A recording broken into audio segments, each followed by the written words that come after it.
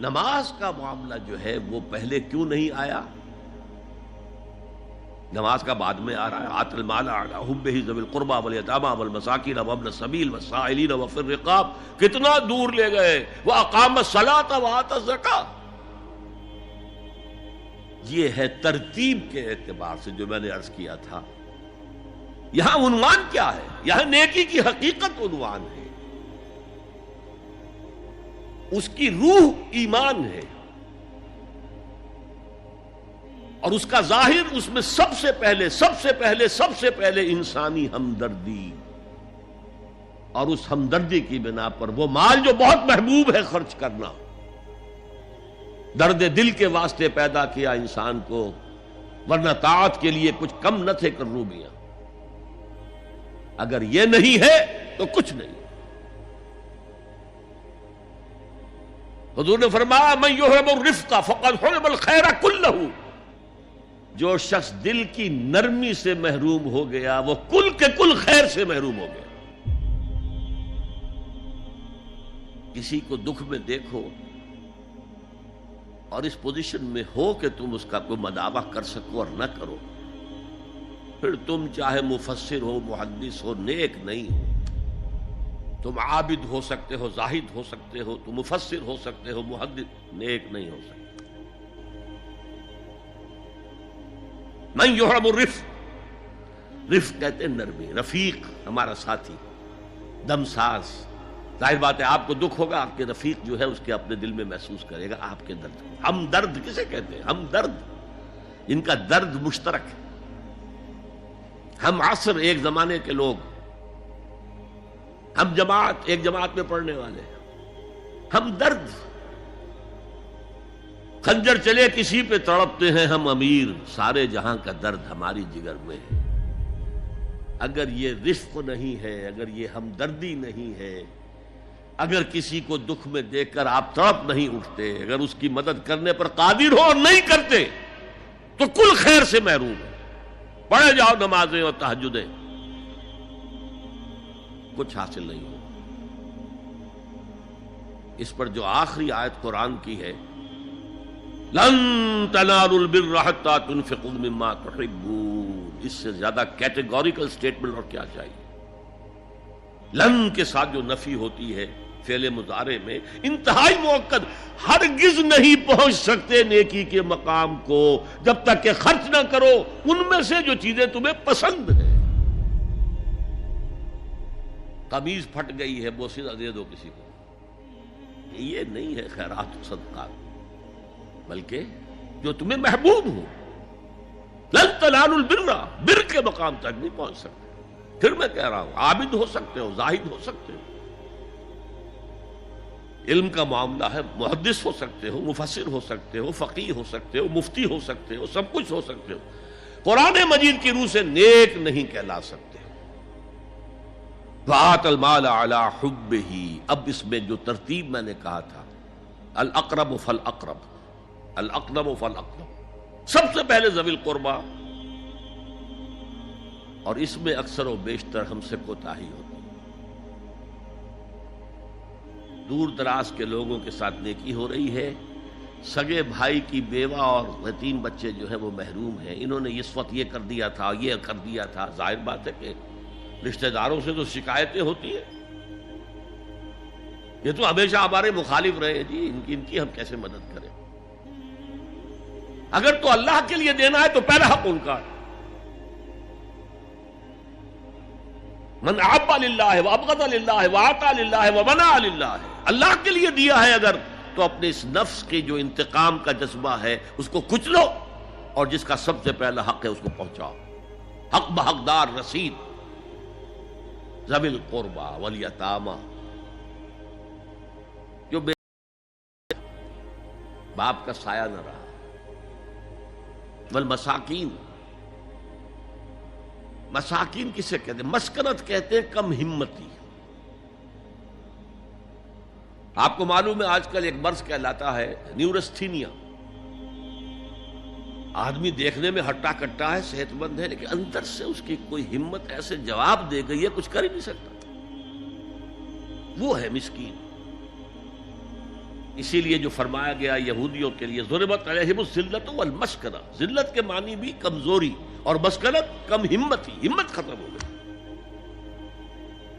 تو جو اپنے پاؤں پر نہیں کھڑا رہ سکتا اس وجہ سے کہ اس میں وہ ہمت کم ہو گئی ہے، وہ بھی مستحق ہے. وابن السبیل اور مسافر، پرانے زمانے میں آپ کو معلوم ہے نہ سرائے تھیں، نہ کچھ اور تھا، نہ ہوٹل تھے. پھر اگر کہیں راستے میں چوری ہو گئی، ڈاکہ پڑ گیا، تو آدمی جو ہے گھر میں خود ہے، کفیل ہے، اچھا ہے. اس وقت کی حالت ایسی ہو گئی. ہمارے ہاں بیگرز نے اسی کو ایک بہت بڑا بہانہ بنایا ہوا، جی میں آیا تھا وہاں سے اور یہاں سے اور میری جیب کٹ گئی، سب کچھ چلا گیا، اب مجھے واپس جانے کے لیے کرایہ چاہیے. اکثر و بیشتر جھوٹے کیسز ہوتے ہیں. اگر آپ کسی کو پکڑ لیں اور ساتھ لے کر کہیں تحقیق کراؤ تو وہ بھاگ جائے گا، پھر نہیں آئے گا اس مسجد میں. لیکن یہ کہ ابن السبیل یہ بھی ایک کھاتا ہے. والسائلین، یہ ذرا تفصیل طلب معاملہ ہے. اسلام کی تعلیم بڑی متوازن ہے. ایک طرف سوال کی مذمت ہے،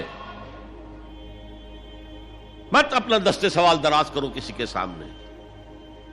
جو شخص ہاتھ پھیلاتا ہے مانگنے کے لیے، وہ اپنی عزت نفس کو ہتھیلی پر رکھ کر آپ کے سامنے پیش کر رہا ہے، اور آپ ٹھوکر مار دیتے ہیں اس کی عزت نفس کو. مانگو اللہ سے. اللہ کسی کے دل میں ڈالے تمہاری ضرورت پوری کر سکتا ہے، بغیر اس کے کہ تم کسی کے سامنے دستے سوال دراز کرو. تو سخت مذمت ہے.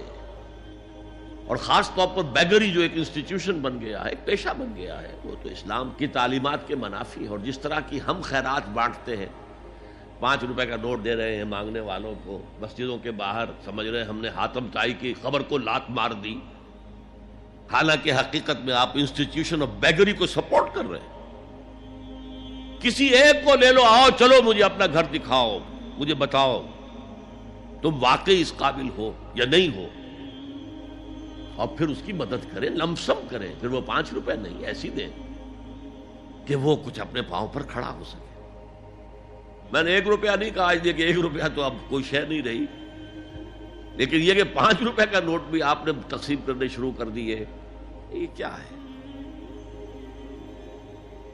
والسائلین وفی الرقاب. لیکن دوسری طرف سائل کو جھڑکنا نہیں ہے. اما السائل فلا تنہر، جھڑکو نہیں. اچھا بھائی نہیں، معاف کرو، میرے پاس اس وقت آپ کی مدد کے لیے کچھ نہیں ہے، میں کچھ نہیں کر سکتا. تو ان دونوں کے درمیان اصل میں معاملہ ہونا چاہیے. بلکہ یہاں تک بھی فرمایا سائل کو ضرور دو، چاہے وہ گھوڑے پر سوار ہو کر تمہارے دروازے پہ آیا. کیا پتا اس کی واقعی الجھن کیا ہے. سائل کو جھڑکنے کی ممانعت، حتی الامکان خالی ہاتھ نہ لوٹاؤ. اس نے اپنی عزت نفس اپنی ہتھیلی پر رکھ کر تمہاری سامنے پیش کر دیا، اسے ٹھوکر نہ مارو. لیکن جیسا کہ میں نے عرض کیا، یہ انسٹیٹیوشن آف بیگری جو ہے یہ ایک علیحدہ شے ہے بالکل، اس کا اس سے کوئی تعلق نہ سمجھیے. وفی الرقاب، رقاب جمع ہے رقبہ، گردن. فک رقبۃ او اطعام فی یوم ذی مسغبۃ یتیما ذا مقربۃ او مسکینا ذا متربہ. فک رقبۃ، کسی کی گردن چھڑا دینا. اس وقت سب سے بڑی اپلیکیشن اس کی تھی غلاموں کو، کنیزوں کو اپنے پیسے سے خرید کر آزاد کر دینا. بہت بڑی نیکی، بہت بڑی نیکی. اور حضرت ابو بکر رضی اللہ تعالیٰ عنہ کے دفتر فضائل میں سب سے اونچا کام یہ ہے کہ جن غلاموں کو اور جن کنیزوں کو ستایا جا رہا تھا، دیئر اونرز، دیئر ماسٹرز، ان کے آقا کو حق حاصل تھا، جو چاہے کریں ان کے ساتھ، قتل کر دے، کوئی پوچھنے والا نہیں ہے. میں پہلے بھی عرض کر چکا ہوں، میری ملکیت ہے، جیسے میری بکری میری ملکیت ہے، میں نے اس کو ذبح کیا، گوشت کھا لیا، تم کون ہوتے ہو پوچھنے والے؟ میرا غلام تھا، میں نے قتل کر دیا، تم کون ہو پوچھنے والے؟ ان کو حضرت ابو بکر نے خرید کر آزاد کیا اور منہ مانگے دام دیے. حضرت بلال کے لیے امیہ ابن خلف نے اتنی بڑی رقم مانگی، حضرت ابو بکر نے کہا ٹھیک ہے لو۔ باپ نے کہا بھی ابو قحافہ نے، ابو بکر کو کوئی غلام خریدنا ہی تھا تو کوئی طاقتور آدمی جو کام آ سکے کہیں، اس کو خریدنا چاہیے۔ مجھے کیا پتا ابو بکر کس لیے خرید رہا اور کس کے لیے خرید رہا۔ آج کے دور میں اس کی اپلیکیشن ہوگی، کوئی شخص جو ہے اگر قرض میں اس طرح جکڑا جائے کہ لاکھ ہاتھ پاؤں مارے نکل نہیں سکتا، اس کو کوئی لمپ سم مدد دے کر اس قابل کیا جائے کہ وہ پھر اپنے پاؤں پر کھڑا ہو جائے۔ یہ نہیں کہ اسے آپ ہر مہینے کچھ رقم دیتے رہے مینٹیننس کے لیے، نہیں۔